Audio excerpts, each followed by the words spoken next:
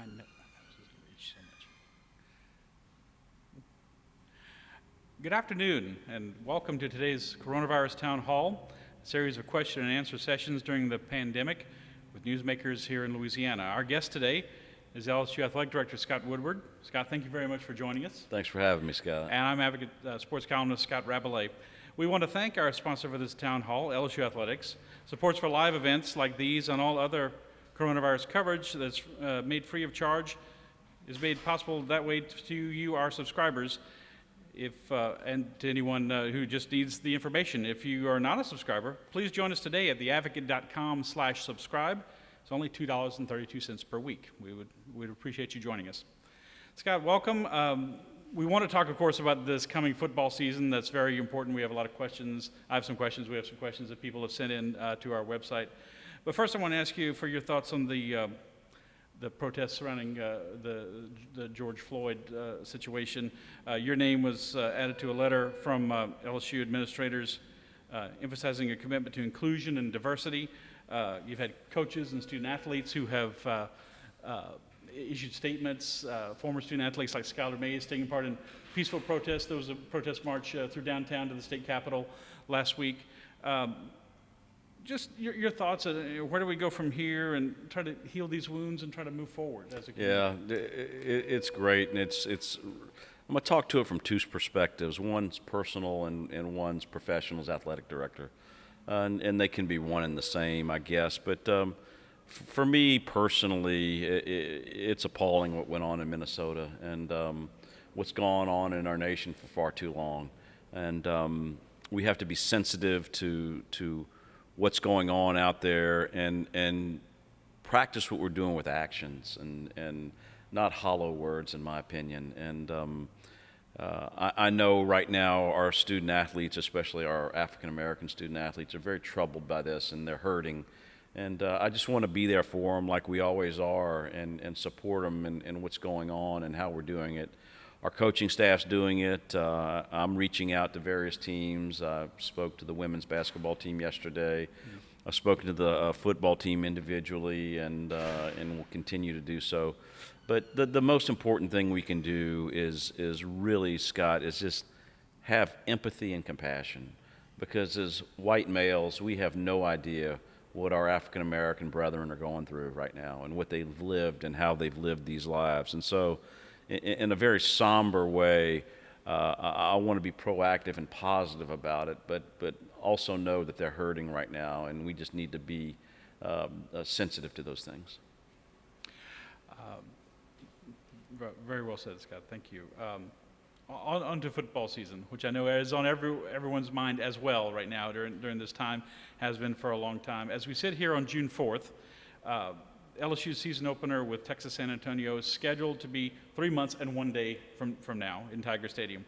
A long way to go from now, a lot of probably hurdles and different issues to overcome and questions to answer. But as we sit here, how confident or optimistic are you that a full season, can be played and played as scheduled? Here again, I'm a glass half full kind of guy. You know me, and I'm very positive about this. You and I have had a lot of discussions about this. I'm very, very happy with how our state and our citizenry has reacted as far as dealing with this COVID problem that we've had, this pandemic. And people have been so good and so cooperative in quarantining and wearing masks and social distancing and taking these hard steps that are not comfortable for us, especially as South Louisianians. We're gregarious, we're touchy, we're feely, and it's been very hard. So we've been very positive in that, and because of that, our leaders have gotten us on the downward trend. That being said, we're really not going to know what the season looks like until probably July, middle of July, and kind of follow the examples of what other folks are doing. MLB, NBA, Premier League in Great Britain, Bundesliga in Germany, and how they phase it in and how they treat it. Because I think we're getting to the point where people are going to be very accepting and want football, and we're planning like the season is a go, and we are going to do that and plan that way and be prepared for every scenario. And we'll be prepared for whether it's 80% full, 50% full, 20% full, we will handle that in a way. But we're going to look at best practices and try to learn over the next 100 days of how to protect our student athletes, to protect our students, our staff, and very importantly, protect our fans from this virus. But I'm very, very bullish, and I think, like Coach O said, we need football. This culture needs football. This state needs football. This community needs football. And I'm very positive, looking forward that we are going to play football this fall. You started to see some NFL teams and colleges come forth with some plans. I saw the Miami Dolphins had a plan that Yep. we're going to allow this many people in the stands. They got to enter the stadium and exit at different times. Iowa State, I think, has talked about maybe having half capacity in a 61,000 seat stadium. So, are you starting to think of? I'm sure you all have examined some scenarios, but at least it looks like we're going from where we were maybe when we talked in April, when I talked to you and a lot of other athletic directors around the state, wondering if there's going to be a season two. Looks like there'll be a season, and how, maybe going from no fans to how many fans can we get in the stands? Yeah, and here again, as we talked about, it's going to be on the pandemic schedule, and we're gonna see how this virus goes and does. But I think we're progressing in the right way, and I think we're going to have things that we can do that are going to be very, very proactive as far as social distancing, and as you mentioned, the Miami plan, stealing some of their good ideas of phasing in entrances, and we're going to look at all that. But it's too early for me to tell you what best practices are and what they look like, because this is all very new territory for us. But I can assure you, we're going to do it safely, we're going to do it properly, and we're going to try to do best practices. And it could be temperature taking, at the gate. It could be misters that disinfect. It could be all kinds of different things, track and tracing, and what we do and how we come along with that, and seeing what goes along there. But it's a work in progress, and I can assure you, my staff and the game day operations folks are grinding, really working hard to come with the best solutions possible. But we're not quite there yet. Monday, student athletes, and I believe just football and men's and women's basketball, right, started returning to campus to prepare for next Monday will be the start of voluntary workouts to get conditioned, to start preparing, assuming there will be seasons to play for. How's that process gone so far? How many student athletes do you have back on campus now? And how do you think it's looking going forward with this plan of starting on June 8th across the SEC and then trying to get ready for a season? I know Tommy Moffitt talked earlier during the pandemic about needing a month or more to get people in shape, make sure everybody's in shape to be able to just practice and get ready for a season. Yeah, I guess the key word here is how quickly can we get back to normalcy? And that's what we're trying to do. And as I've mentioned time and time again, the paramount goal and what we want to achieve is health and safety, and how we do that. And I couldn't be more pleased with our staff, starting with Tommy Moffitt, Shelley Mullinex, Jack Marucci, all of our folks that oversee health and wellness for our kids, to prepare them to do this. And we're going to do everything we can do to get it right. Come in and test them, give them physicals. We'll do PCR testing, we'll do antibody testing, we'll do all the things that our medical experts think is the best thing to do to keep them safe. And I think from a timing standpoint, I think we're in very good shape. I think I think Tommy's schedule is good. I think our kids are reporting in good shape. And it's just a matter of doing it properly and not overdoing it. And when we have issues and we have problems, deal with them. Isolate, quarantine, and do it. Because there's no doubt we'll have people that test positive, and we'll deal with it, and that's a good thing. And the more time we have, the better off we are to know how to deal with it. Scott, we have some questions from readers that people have sent in to websites, theadvocate.com and NOLA.com over the last few days. Not surprisingly, several of them, and we'll just condense this all into one thing, deal with fans in the stands. How will you decide? If you ever wondered what King Solomon's role was like, you're kind of in that role now. Are people asking about, will priority point systems be included? 'Cause it's just, again, not to say there's any definite things. It's hard to figure we're going to see a full. You'd be able to have a full right now a full Tiger Stadium this fall, or any stadium this fall. But so how are y'all talking about how to decide who gets to come in or which games? But believe it or not, and you're going to call me a liar, it's premature. We just don't know how we're going to do this yet. But I am planning and I'm hoping, always hope for the best and plan for the worst. But I'm hoping we're going to have a scenario where we're going to have a lot of butts in the seats, and we're going to have not a problem, and we can do this and achieve what we're going to do with the measures that we're going to take. And so I'm looking for a lot of folks in the stadium and a lot of folks doing that and doing what we should do. But everything's on the table, and what we're looking at and how we're looking at dealing with this thing. And I think as time goes on, things change. Scott, we've talked about this. Hey, if we wanted to wipe out all automobile deaths, we'd have a 15-mile-an-hour speed limit on the interstate out there right to the left of us. But instead, we're willing to assume some risk, and I think fans are getting to that. And I think football is to the point to where I think fans really want that, and they'll assume that risk.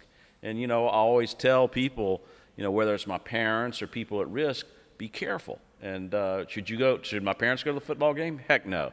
Mm-hmm. They're octogenarians, and they're at risk. And I'd tell them, watch it on TV, please. And we'll go through all that, and we'll get to that point. And I think look for good answers sometime in early to mid-July. To that end, a question from a gentleman named Perry McNeely said, I'm 79 years old. I was a pilot and fought in the Vietnam War. He's asking, as more of a statement, but please give everyone the option to attend the games with a full stadium if they're willing to assume the risk. I feel there are ways 100,000 fans feel the same as I do. Tiger Stadium is feared by other teams, so please don't take away our history of being the real Death Valley. Respectfully yours, a lifetime LSU fan. Like you said, amen to that, and that's how I feel. I really do, and that's where I'm leaning towards. But hey, when facts change, minds change, and we have to watch what facts come out and what happens. Because I don't want to say, hey, this is what we're going to do. Mm-hmm. This is what I plan on doing. Yeah. But if something comes up and we have another wave or something bad happens that we have to alter, we're going to do that. But he couldn't have said it better. And I appreciate his service and his gusto for wanting to come, because I might have Robert Munson right here put him on one of our infomercials. Obviously, people are very passionate about football, and this is an important thing to them. But it's important to remember that, like I said, it was about 3 months ago when I went to the SEC basketball tournament. As soon as we got there, they canceled the rest of the tournament, and that's when everything started shutting down. At that point, early March. So we're about 3 months into that. As we said, 3 months ago till the season starts. We've learned a lot. There's a lot more to learn, right? I mean, you don't want to make decisions now based on what there is to still learn about this virus going forward. Yes, there's no doubt about it, and that's why I'm telling folks, I think the latest we can make a decision is July, and that's when I want to have all the information I can humanly possibly have from my staff and from the experts, medical experts, health experts, leaders in our community of what and how we should do this, and that's why I want to make really good statements, but just I want people to know, hey, we are advocating for it, and we're for it, and with the paramount goal being health and safety, but also know that we are willing to assume some types of risks. And like I just used as that metaphor, Scott, that's why we don't drive 15 miles on the interstate. We assume risk going 65 because that's what, humanity wants to do. That's what the populace wants to do. And to the gentleman's point of taking risk, we will do so. And it's one of those things where I think we'll get there. And I'm very, very bullish about what's going to happen this season. I saw a photo not too long ago from during the Spanish flu pandemic of a grandstand somewhere, probably a baseball game or something like that, and there were a lot of people in the stands, pretty full, and they were wearing masks. Yeah. Just about everybody was wearing a mask. Yep. We could, that's certainly a possibility. Right? Certainly. Yeah. It certainly is.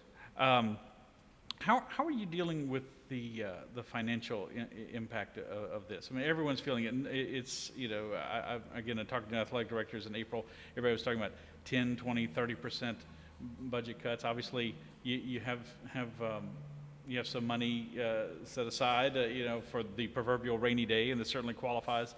But and some schools, unfortunately, have talked about cutting sports, and in the case of Bowling Green baseball, they cut baseball, and now they're saying they're bringing it back. But how are you dealing with that? I know you've told me that's certainly the last option you want to have on the table or anything like that. Haven't really doesn't seem like that's been an option for LSU. But how are you dealing with the financial impact? Yeah, very good question, Scott. And I've thought about this a lot, and we've given a lot of thought. This event for us is a classic. If you're looking at it from our business folks out there that run businesses and do businesses, we are a very, very healthy organization. We have great television contracts that we just announced with the SEC. We have very good return on season ticket renewals. We have full premium seating, and our product is really doing great. Viewership's up, everything's going very well. So I thought to myself, wow, we have this really force majeure event that's COVID, and we're dealing with it in this way. So why would I want to whack and make draconian cuts to an organization that's really prospering and doing very well? Of course, we need to be austere, and we need to run this organization as lean as we can, which we're trying to do. But I don't need to make any draconian cuts, whether it's to sports or whether it's to personnel or support in what we do. So we're going to look if we have serious hurdles to jump as far as financial problems in this coming year because of COVID. We're going to look at potentially doing a lot of things of borrowing and planning and treating it as a one-time expense and dealing with it later. Because I think LSU athletics and obviously LSU football is on the rise, and I think we're in a very healthy situation. To the end, I ask you to speak for other schools. If you can't do that, I understand. But yeah. But the schools that have announced we're cutting this sport or that sport, do you think these are permanent, long-term decisions that athletic directors and schools are having to make, or are this just, as you said, this is a hopefully one-time situation where that maybe still sports can return? Yeah. For us, it is, and we're very lucky. And I should have clarified that. Mm-hmm. You raised the point very nicely. We're very lucky to be in the Southeastern Conference and top of the food chain, and being a very popular sport that we can self-generate revenue. A lot of schools use general fund balances from their academic side to subsidize athletics, which I think is a very good thing. I'm not one of these who thinks it's negative. I think it's very positive because I think athletics adds something to university life. It's very healthy and very good. So there's hard decisions to be made whether they can do that with the financial difficulties that the academic sides of these universities are having versus athletics. And I'm not smart enough and I'm not there to know what they're dealing with, but I would just tell my counterparts at other places that continue to advocate and don't be shy and don't be embarrassed about supporting this great thing called collegiate athletics, because it's so wonderful. But I know that there's going to be problems, and I know that this has kind of brought it to a head. This pandemic has, and so I feel for them, and I do have a lot of sensitivity of what they're going through. We mentioned the SEC being the top of the food chain. You guys again agreed to June 8th being the date that these voluntary workouts would begin and start to prepare for the coming season. How much interaction with the SEC office and other schools, and how much autonomy do you have to make your own decisions about testing and about how many fans you may allow in the stands for the games, that sort of thing? Yeah, let me start off, if you would allow me, Scott, to just tell you how great the leadership of Greg Sankey, our commissioner, has been through this, and since the time I've been in the SEC, and especially here at LSU. He's been a partner, and he's been a collaborative leader, and I couldn't be more proud and happy with his leadership. That being said, is that because of that, we have a trust. And the operations plan that Shelley Mullinex put to reopen our offices and to bring student athletes back is the model that the SEC is using. So our folks with Dr. O'Neill and at LSU Medical Center. You're saying y'all feel like you set a precedent? Absolutely, absolutely. We are the leaders, and we have great influence with what and how the protocols and practices of bringing not only staff back to the football offices, but bringing student athletes back and making the presidents comfortable with that June 8th was because of Shelley's hard work, Jack Marucci's hard work, Tommy Moffitt's hard work. And LSU is the leader in these protocols and in these procedures to bring them back. And I couldn't be more proud of that and happy that the SEC is listening to us. I want to ask you before we get too far off the track, you guys, right after the season started making renovation plans on the field in Tiger Stadium to take out the old turf and going all the way down to the drainage, right, and stuff like that. You weren't going to play the spring game in Tiger Stadium. It was going to be at Southern before it was canceled. Unfortunately, it was going to be at A.W. Mumford Stadium. Because of this work, has the pandemic affected that at all? And how do you get to go look at the field? What's around? Do you sneak a peek in Tiger Stadium and see what it's looking like? Absolutely, but knock on wood, yes, everything's going well. We've had good rain and good growth, and we laid the field down. And just to get a chuckle out of this, because this is what other people in the SEC and my other colleagues across the country think of LSU and their influence in the SEC, but they said, boy, if Woodward and LSU's laying grass down in Tiger Stadium, we're playing ball in the fall. So I said, oh, I wish I had that kind of stroke, guys, but I'm glad you think that. But it wasn't just grass. I mean, like I said, y'all redoing the drainage and the whole thing. It's a lot. Do you know how many feet down they went? Yeah, we went down 3 feet, right, Robert? And wow. And did you find any Roman coins or anything like that? Indian artifacts? No, a lot of pipes and stuff underneath, but nothing like that. And the water table being so close to the river is real tricky, so we have to be careful with that. But the key is to get it to drain faster and to really flatten the field out a little more and take the crown out of it. Yeah, I think I'd read or heard something about that. The field's going to be a little flatter than it has been. It had a really pronounced crown. It did. At one time, so that's interesting. Any other work to the stadium that y'all have been doing? Not really. Scott, we're really giving a lot of thought. I had a luncheon yesterday with a prominent contractor in town, and we're having assessments done. Is it how can we make our stadium safer for our fans as far as choke points for social distancing and things like that? We're giving that stuff a lot of planning and a lot of thought.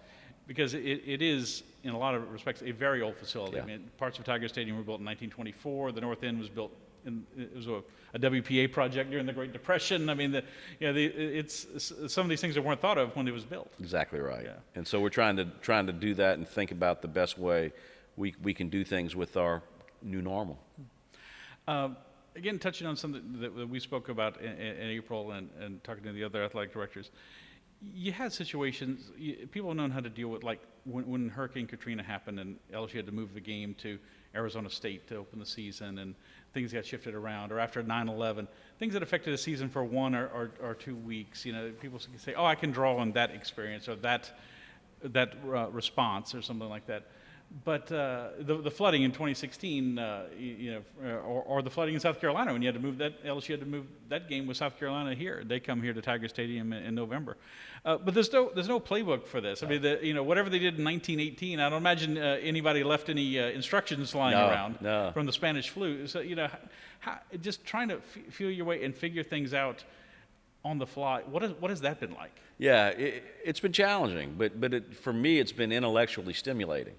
How do we do this in best ways? And my staff is so darn good. So much smarter and better than me. Verge and Stephanie Remp and Shelley and Robert Munson and everyone involved with it. Miriam Seeger, and how we plan and how we do things, and we look at these things holistically. And what we can do. And as I mentioned to you in an earlier question, we're looking at, stealing good ideas from, our counterparts at the MLB or the NBA and seeing how they do things.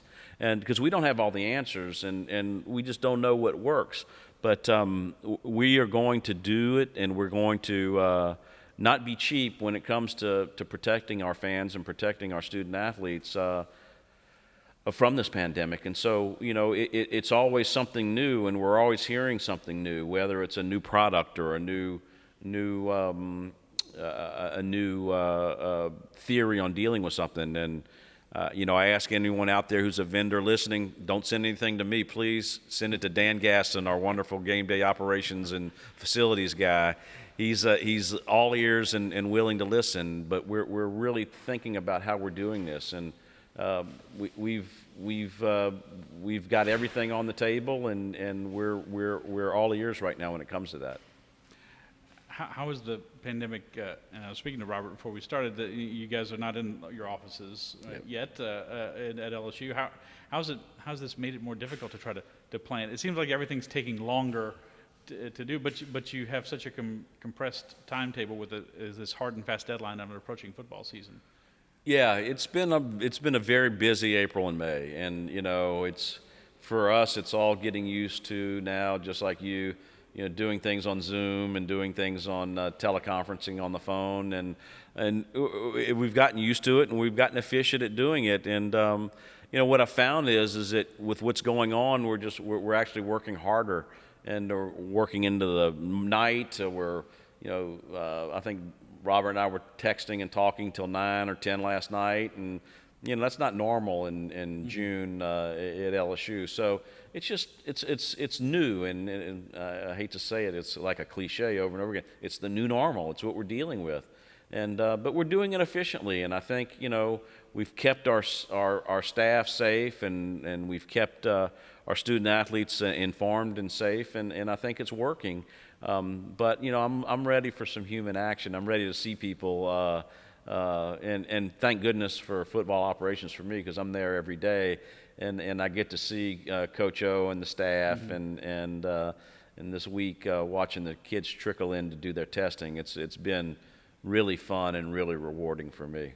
Coach Orgeron and a lot of your other coaches have been part of this PSAs and these electronic billboards that you see, we're reminding people to stay at home, and obviously, some of those restrictions are being loosened now, but y'all have been trying to be part of the community, I guess, good citizens to try to get the word out, and it kind of struck me if a politician says something, and you used to work as a lobbyist, right? Sure. So if a politician says something, people may or may not listen, but they see Coach Orgeron, the national championship coach, and with that voice, they're going to perk up and maybe pay attention to what he's saying. He's been at the governor's press conferences. He's done commercials.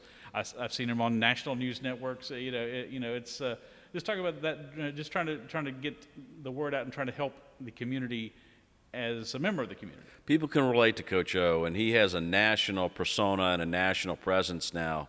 And we were, and he was especially, more than happy and willing to do things on behalf of his community and on behalf of LSU and behalf of the state and country to really protect it, because he felt really strong about it from day one, and he looked at it very unselfishly and very selfishly all at once.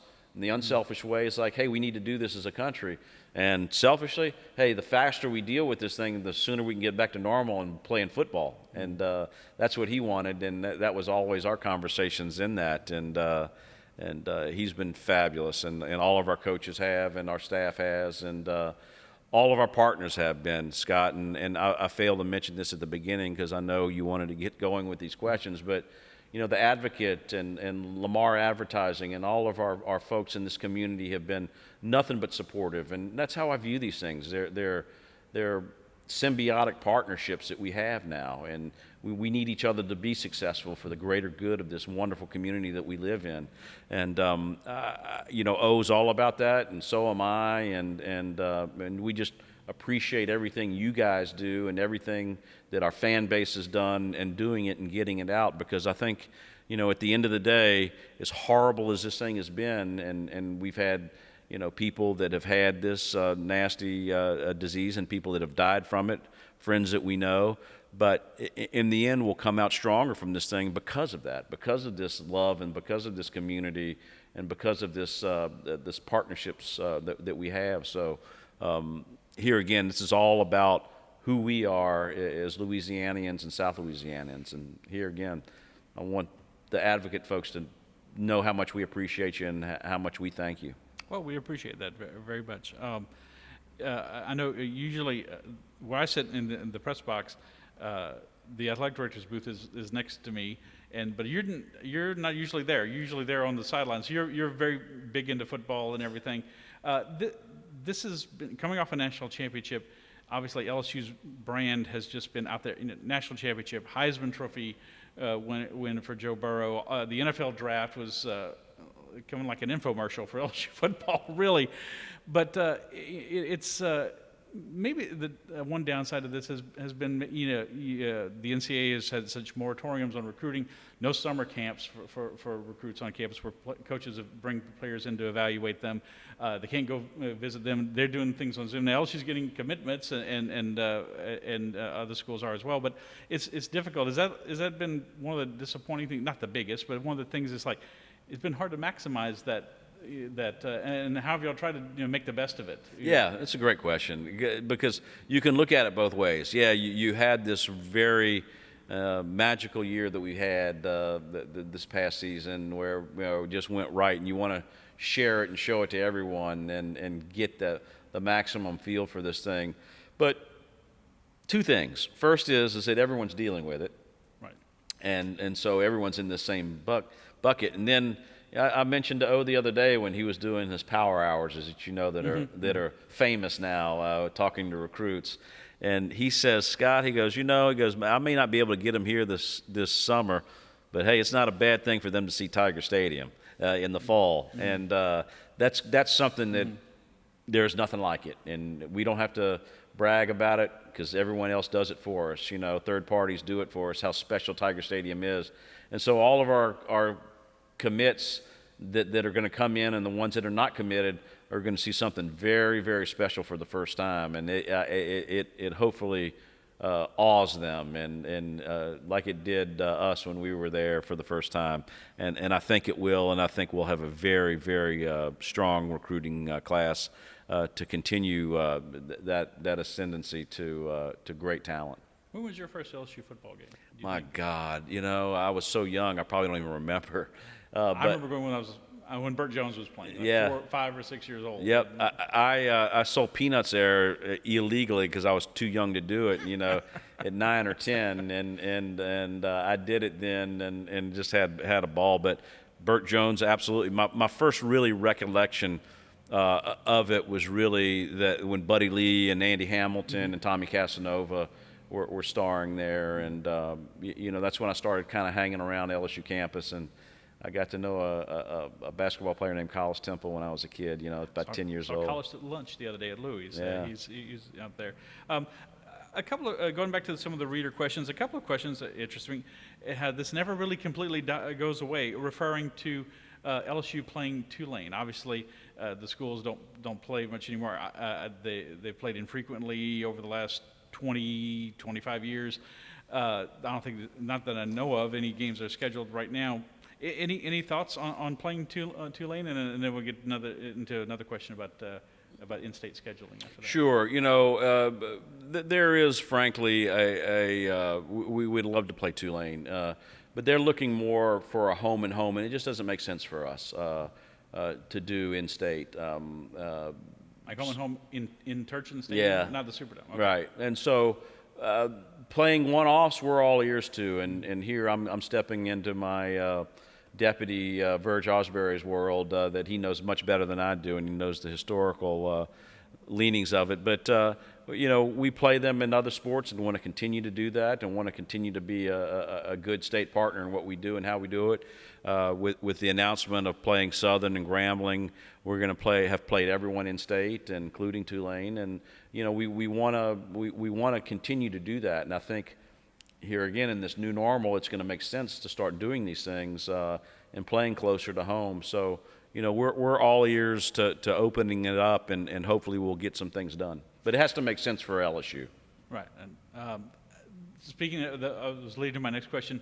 Y'all just announced earlier this week that you're going to play. Southern will play in Tiger Stadium in 2022, and then Grambling will play in 2023. This will complete by then you will have played every in-state Division I football playing teams. Someone reminded me, Louisiana College plays football. I was like, okay, well, LSU's not going to play Louisiana College, I don't think, but you will have played every in-state school in football. Just the importance of doing that. This is something that started under one of your predecessors, Skip Burtman, back in the early 2000s. He said we're going to play all the in-state schools, including the FCS schools, McNeese, SOU. But these teams are finally on the schedule, and it's been discussed for a long time. This obviously just wasn't new because of what's going on in the world, but just talk about the decisions to finally work out games with those two schools. I love that Skip did this early on, and because we are one state and we're one people, and we need to help as much as we can, and it does help their budgets big time, and it helps us with getting fans into the stadium from our in-state institutions. But the Southern Grambling thing has been in the works, and we just pushed it over the top and got it done, and Verge worked hard on it, and I'm so pleased with it.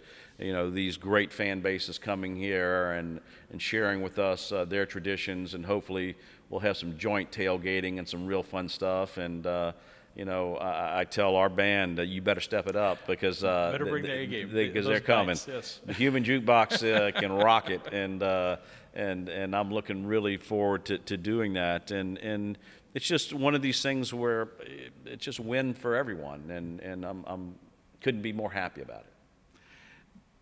Going forward, y'all have big games, home games scheduled with some big schools. I'm trying to think of some. I know Arizona State, Oklahoma's still on the schedule. Texas is supposed to, return. I say we're supposed to. I'm just journalistically. The game's scheduled, and Scott hasn't said anything to think that they won't be coming. Oh, they're coming on September 12th, I believe, for the first time since the 50s that Texas will play a game in Tiger Stadium. And some of these other schools, these are important things. Y'all have kind of moved away from, and this predates your time as athletic director. Y'all have kind of moved away from some of the neutral site games, although you're playing technically Rice this year. The Rice game is at NRG Stadium in Houston. That's technically a game. It's probably going to be more of a home game for y'all with all the alumni in Houston. But just talk about the philosophy behind scheduling right now, and your thoughts on it. They've kind of played out a little bit. Be honest with you, the neutral site preseason games, they're still doing them, but they've kind of lost their appeal in a lot of ways to a lot of folks, because really two factors is the novelty of it's gone, and secondly, it's balancing that thing for us. Hey, you guys that are season ticket holders and that you are premium seat holders, I'm taking a good tilt away from you. You're going to have to go to a neutral site and see it, and you want to see it probably in the confines of Tiger Stadium and your seats, and or go to Austin or some of these other places. Yeah, exactly. Been in a long time. So that's kind of, I'm sure, what the thinking was and what's happening in the industry and in the business. And so we've planned a bunch of good games. UCLA, trip to LA. Looking forward to that one very much personally, Scott. Exactly. But playing them in the Rose Bowl. But you'll see some more where we have a good impact and it makes sense for us. We'll do some. I guarantee you, Verge is working right now hard on some good neutral site games that may be in the works. And I'll give you a tidbit here, and I'm not going to answer any questions about it, but I will tell you. There happens to be a new stadium in the NFL being built, and that might be a great place to have a neutral site game. So take it for what you want, but I'm not asking any more questions. Okay. West of here. That kind of narrows it down a little bit. There's a couple out west, but I know one in particular that could be interesting. I will say that, and as a longtime LSU football fan, you're going to know where I'm going with this. After you play UCLA, there's only going to be one traditional national power that LSU's never played in football. And I know you probably know who that is. Go Blue, huh? Yeah, Michigan. Yeah. And I know Les Miles he was a Michigan man, never wanted to play Michigan, didn't like the idea of playing Michigan in a bowl game. So maybe that's a game that could be played somewhere. I can assure you, without breaking any confidences, the AD there is a Louisiana guy, and we've had conversations, and we're just hoping one day we could get something done. So. Because LSU literally has played everybody else. I mean, BYU finally played a few years ago, and Wisconsin, Ohio State, Notre Dame, gone out west. Washington. Were you at Washington at the time when I LSU was yeah, out there? Virgin. I scheduled that. Yeah. Yeah. Yeah, so that was Yeah. that was a fun game. Yeah, it was. That's a beautiful campus and a beautiful stadium. It is. If people ever get out there. This is an interesting question, and there's always questions that you guys get about tailgating and fans. I don't know if it's just pertaining to this season or not, but Stick New Church, I like the name, from Baton Rouge said, "Will fans be allowed to park along Nicholson Drive again?" Is this something that has become an issue for tailgating? I know there's been a lot of landscaping work done in conjunction with the Gateway project along Nicholson Drive. Anything you can share with us? The answer is no. It's something that our law enforcement folks came up with for egress and ingress as far as getting people out in a hurry. Safety for fans and pedestrians and what and how we do it. That decision was made. So we have a lot of parking towards the levee and a lot of parking towards that part of the world, and we're going to try to continue to do it. But it's a good, honest question for me to hit the whole thing, is that we're looking at the entire situation of traffic and parking, and it's a conundrum that I haven't been able to figure out, but a lot of people are working on it, and we're talking about it with traffic engineers, we're talking about it with our local law enforcement about how we can do better to get our fans in and out of the stadium. And I think in's less of a problem than out. But we're dealing with old roads and a lack of arteries to go out, and we're just trying to do it the best way we can. And I think it's going to have to be really, really a long-term process that we're not going to solve overnight. But I can assure you we're working on it. Yeah, I think the issue of you look out, and of course we're in the press box working for a couple hours afterwards. You still see people sitting out there in traffic for a long time after a big game that ends in a close game, and you don't.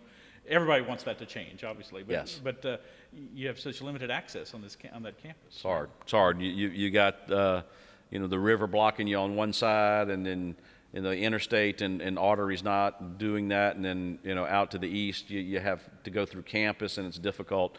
It's a lot of problems, and with neighborhoods around as far as doing contraflow and all those things.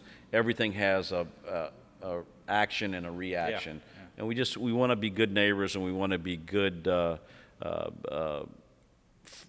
tenants and good stewards for our season ticket holders. So we're really trying to think it through and really to plan it right. I think this is an issue that's already probably been addressed, but I want to ask you anyway, since we're in this format. Paul Bradley from Baton Rouge asks regarding baseball, what is the plan for baseball season ticket holders? Will a prorated refund be issued, or will a credit towards next season be applied? Haven't y'all dealt with those already? we already refunded. Okay. Donations and season tickets. I thought that was the case. Yeah, and I want to thank our season ticket holders that did donate. There's about 10% of season ticket holders that did donate their season tickets and their donation to the athletic department. We thank them for that. And Richard Lipsey, our good friend and supporter and great alumnus, led this effort, and we couldn't be more happy with that. And hopefully we won't have to be in the refund business ever again. This is a question, and I kind of had this one, but I'll give credit to Cliff Satoon from Prairieville for this one. And you may no comment me on this one, Scott, but that's okay.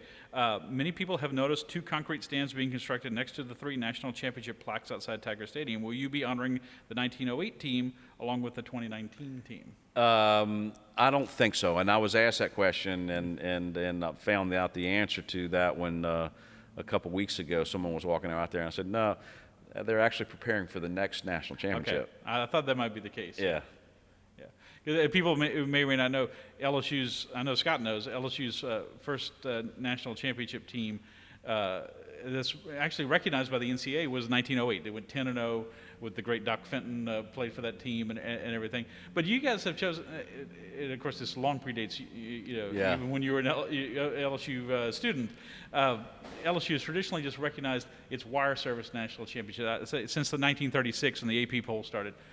58, then 03, the BCS that BCS champion, the 07 BCS champion, and now this CFP national champion. Y'all traditionally avoided going down the road of, hey, we recognize this national championship that came out of a box of Cracker Jacks that some schools might want to recognize. So y'all have stayed with that. You've explained that better than I could have, Scott, and that's exactly right. But it's a high. I mean, a lot of these are quote unquote mythical national championships. You've had all these different polls over the years. Yeah. Teams, some of the great teams in the 30s were credited with titles, even one for 1962. But y'all have always stayed away from that. Yep, we have. And I don't know the history of why we have, but we just have, and we're continuing to do that practice. Going back to the LSU brand and everything, this is now, 3 national championships since 2003. 4 SEC titles, played for another SEC title and another national championship in that span. LSU, do you feel like it is getting its recognition as being one of those national powers that people talk about? They talk about Ohio State, they talk about Michigan sometimes. So they've only haven't won a national title since 1997. That's their only title in the last 60 plus years. With Alabama and those schools, do you feel like LSU is getting its due now? I do. I really do. It's really been rewarding to see our recruits and how they handle it and how our national brand has expanded. And you can see it. Here again, we don't have to toot our own horns, but our brand is so powerful, and our social media number results are so good out there right now.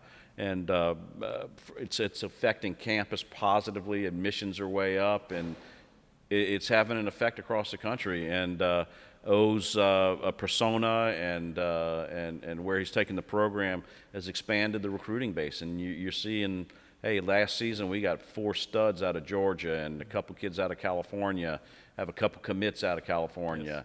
Yes. We're doing up the East Coast. Up the East Coast in the DMV, as they say, the District of Columbia, Maryland, and Virginia, doing very well out there and getting good results. So the answer is absolutely heck yes, and it's not conjecture, it's fact, and it's because of all the hard work we've done promoting LSU on game day and with great partnerships with the SEC Network and ESPN, and getting out there and making ourselves accessible, and just selling. We don't have to sell sizzle; we're selling steak, because watching people tailgate and watching something in Tiger Stadium is absolutely spellbinding, and everyone wants to be a part of it, and that's a great thing. And it seems like Coach Orgeron, if he goes on and he gets interviewed on ESPN or Fox News or whatever, and people are kind of captivated by him. It's like kind of like they're discovering for the first time. Like, he's been around for a long time, but it's like sometimes people act like he's someone new they just discovered, but it's all positive, I guess, in that regard. Yeah, it really is, and it's really positive from that standpoint. And like I said, not only am I happy from an athletic director standpoint, but as an alumnus, I'm so proud and so happy that we are prospering so well as a program and as a state institution. This is a football staff-related question. Bill Satoon from New Orleans asked, how has the football coaching staff changed this year? Obviously, there were a couple of very big changes. Joe Brady, who was the Broyles Award winner as the top assistant coach of the year, left to go to be the offensive coordinator of the Carolina Panthers. And then Dave Aranda left to be head coach of the Baylor Bears, for a head coach position. So y'all brought in Scott Linehan to fill Joe's role, and then brought back Bo Pelini to be the defensive coordinator. So talk about those guys coming back. Yeah, as Coach O likes to say, and my father used to always remind me, the proof is in the tasting of the pudding. But from my standpoint, and from what I know, I didn't know Scott Linehan well, but I knew a lot of his friends and colleagues that are mutual. And he comes highly recommended. Obviously, he was Saban's OC at Miami, and head coach, and a very solid guy. And ironically, when I was at UW, before I was there, he was the OC, and right after the Don James era with Coach Lambright. And so he's been around. He's a Northwest fixture and just a really creative guy. And I think he's going to do some great things. Bo Pelini, I can't say enough good about him. I think he's one of the best coordinators in football. When we played against him when I was at Washington, and he was at Nebraska. He shut us down. I mean, he played some tenacious defense, and we know what he did here in '07 and his brief time here, and the results that he had, and I think he's as good as it gets. And here again, that's a parallel to the question before. Hey, what's the brand mean? And top coaches want to come here and want to be a part of this. And also, as we said, these guys leaving, Brady and Aranda, they're not leaving for parallel. They're not parallel moves. These are, become a head coach or to go to the NFL, which I think a lot of people probably figured what I've heard was Joe's goal, ambition anyway. Mm-hmm. And it worked for him, and it worked for us, and same thing with Dave. And I couldn't be, happier for Dave Aranda because he's such a good guy, and he'll do great things at Baylor. The wholesale change that LSU made offensively, last season, it's like, what's the chicken? How's the whole chicken and the egg thing work out? You had Brady brought some influence from his time with the Saints, that and some of their passing game. And of course, Steve Ensminger is still the offensive coordinator. He's still there. Yeah, Joe Brady running Joe Burrow to run the offense. But it started with Coach Orgeron making a decision, which is not easy for coaches to do, to say we're going to change the way we do things. Yeah. It doesn't seem like this. The bringing in Linehan shows any indication of LSU changing back to the kind of offense they used to run. Yeah, and you won't. I mean, you've seen, and what you saw at Dallas with the advent and the ascension of Dak Prescott was Scott Linehan, and that was his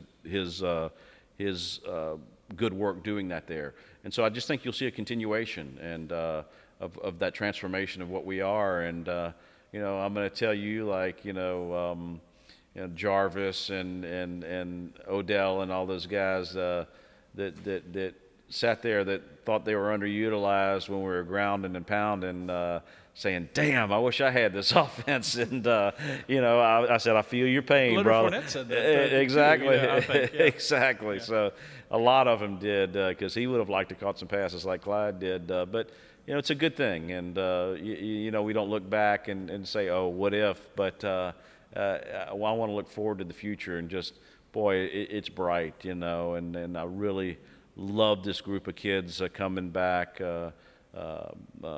Chase and Mitchell and the O-line and the young talent coming in, Eric Gilbert, and it's going to be fun, and we'll hopefully have Miles develop into a championship leading quarterback, and that's going to be through hard work and through tenacious practicing, but I'm very bullish about this season, and I feel really good.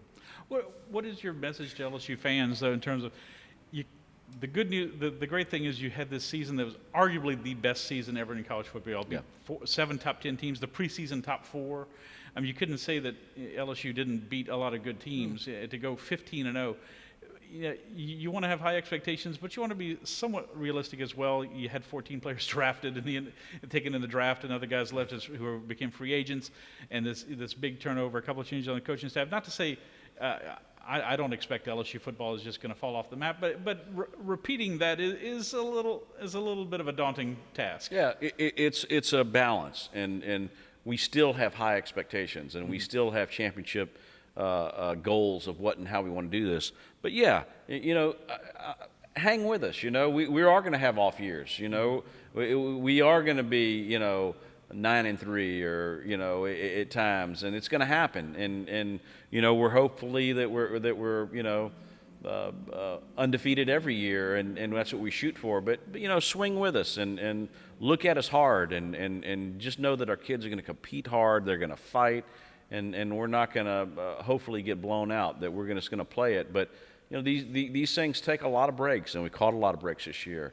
As good as we were, a lot of good things behind the scenes happened to allow us to have this this wonderful season, this perfect season that we did have. That's kind of one of the things that didn't take place this spring, and this one hurt me personally. I don't know about you, but the SEC spring meeting in Destin was canceled in late May, and that's usually when some legislation, some decisions come out, but also some early season football game times are set and stuff like that. And all the networks put a pause on that. I don't know when we're going to hear about that. I assume maybe sometime in the next month or so. Have you heard anything about scheduling or TV? Because right now, everything's TBA except for the game at Rice. I think it's set for 2:30 in the afternoon over there. That's NRG. their game. Yeah. But no TV network or anything like that for that. But are you hearing anything that could be coming soon, or maybe when we might hear about some of these games? Yeah, and you and I have talked about this before, and I want to tell the listeners out there and the readers that the reason this was done by the networks is because a lot of sporting events are going to get that were canceled or postponed in the spring are going to get pushed back into the fall. So they want to integrate that with college football to make sure it works and works well. And hopefully for us, and this is why I was pushing it off a little more, is that hopefully it'll mean more night games and more nighttime opportunities for us because they'll want to take up, whether it's horse racing or whether it's the NBA or the MLB migrating in there, leave that more for day games and leaving the night windows more open for us. That's my hope. I'm knocking on wood on that one, and that's why I and Commissioner Sankey especially is being patient and working with them on that. So maybe like a game like Utah State was it might have been 11 o'clock kickoff last year. I think it was very, very early. So maybe less chance of seeing something like that happen. Yeah, and we've those are rare, and of course, and they have been. We for that got some late games and early and hopefully that'll be the case going forward because it's give and take, but we're always fighting and pushing for our good nighttime tilts. Yeah. Scott, we're going to start wrapping up here. We appreciate you being with us today. I know, like I said, you're not just the athletic director, but an LSU fan. You're looking forward to as much as anyone there being a football season this year. And you've been optimistic this whole time, but you think that your optimism has grown a little bit as we move forward? It definitely has, and I think as time continues and we see these trends going down, like I always said, we're at the mercy of this virus and we're on its timetable. And I think I'm seeing good things happening out there and trends going down in an acceptance and getting on with our lives and better testing and all these things that we've learned that we're getting better and better on. And I am very, very optimistic that we're going to play football and that we're going to play in front of a lot of fans. I did have a basketball facility-related question. Stephen Prudhomme from Baton Rouge. I'm going to slip this one in. Okay. What facility improvements are being considered for men's basketball and the Assembly Center in general? And what timeline do you see for these, if so, and how has COVID-19 affected them, if it has? Yes. The answer is yes to all of them. We're planning a facility or basketball operations facility for men's and women's basketball, and we're going to privately fundraise for that. And obviously, you have to slow down right now. A lot of people are in different types of modes right now. But we've been out there with the TAF talking about it silently, with big donors, and we're going to continue to go in that direction to look and plan in the near future when we raise the money to have a basketball operations facility with practice courts and new locker rooms and gyms for the men's and women's basketball program. Now you have those practice gyms right now that were grafted onto the Assembly Center a few years ago. Is it integration? It would be an integration. So you'd probably be in trying to work with that within the PMAC. Yes. Itself, yeah. And maybe any club seating, or would you like to see club seating or boxes or something like that come to the PMAC? It's premature for that. Right now, we don't think it makes a lot of sense from that standpoint. We're still trying to grow and get our season ticket base up, but it's definitely in consideration. We just have to make sure it makes sense. Scott, thank you again for being with us today. We really appreciate it. Thank you all for watching, and thanks to our sponsor for this event, LSU Athletics. Journalism has never been more critical than it is right now, so please visit theadvocate.com/subscribe to start your home delivery. It's easy and affordable. And all of our readers and viewers and listeners out there, take care. Thanks. Thank you.